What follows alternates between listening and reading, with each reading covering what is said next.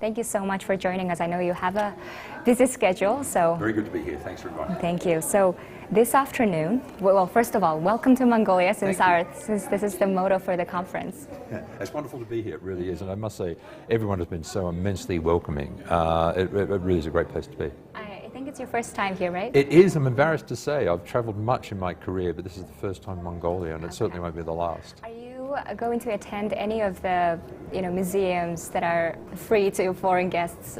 It depends on the schedule. I've been given a fairly packed schedule with the forum itself, but I'd like to spend a bit more time here, and as I said, I'm hoping this will be the first of many trips. I see. And you are one of the important presenters for today, and you are going to present on the Mongolian economy, your findings, right? So can you tell us a bit about what you found in your research? Sure. Asia House did a piece of research which my head of research, Zhu Chen Mao, is presenting ahead of a panel discussion which I'll chair. And a fairly comprehensive piece looking at the economic outlook for Mongolia.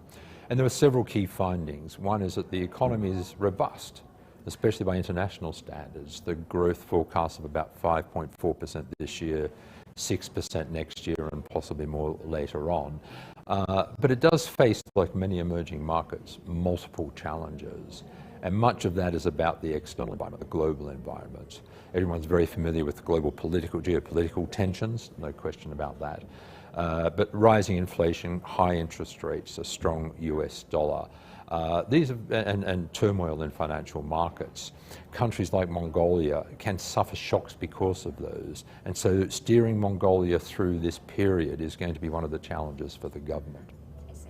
Was there any unusual findings in your research I wouldn't say unusual. I guess one of the things that is very clear from research is that Mongolia needs to diversify. Now, this isn't an unusual finding. There are many countries in the world who are trying to diversify their economies. But there are two key paths in which Mongolia needs to diversify. And one is, I guess, geography. Its main trading relationship with China is with China, and that will continue and should continue, but it's absolutely dominant. We tried to chart the trading relationships with the top 5 trading partners in Mongolia, and only 3 could you see on the graph. The other 2, the third, fourth and fifth, are so tiny they didn't even register.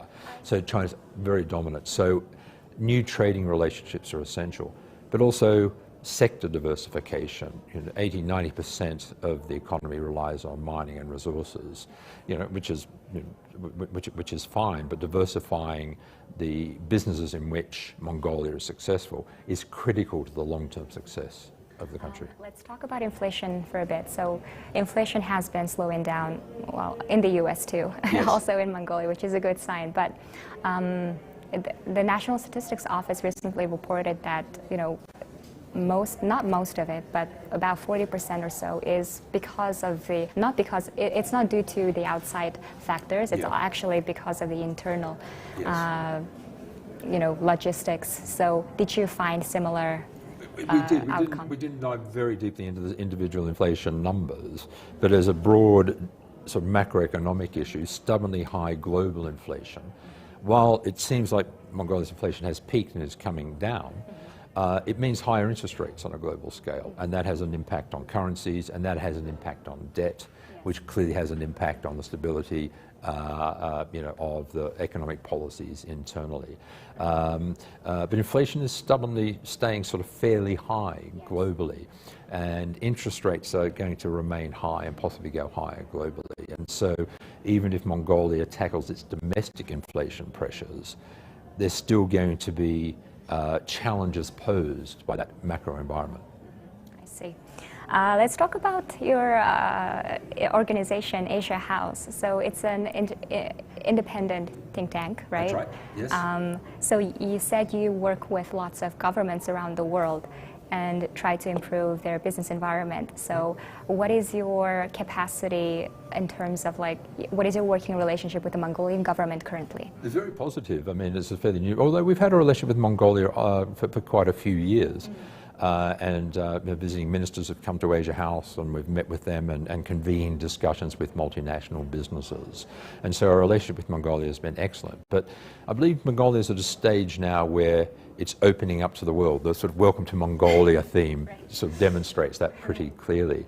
And so I'd like to think that we can work even more with Mongolia. We work with a lot of governments, but we also work with a lot of businesses, and part of our mission is to connect the two and to have very honest and research, unbiased and impartial research on key issues, but also convene private off-the-record but very serious dialogues on policy issues that help drive engagement between businesses and governments. And Mongolia's at a stage of its development now where I'd like to have the opportunity to work more with them. I see. Well, thank you so much for your time. Our interview time is pretty short, unfortunately, but I really enjoyed talking to you. I've enjoyed talking to you. Thank you very much indeed. Thank you.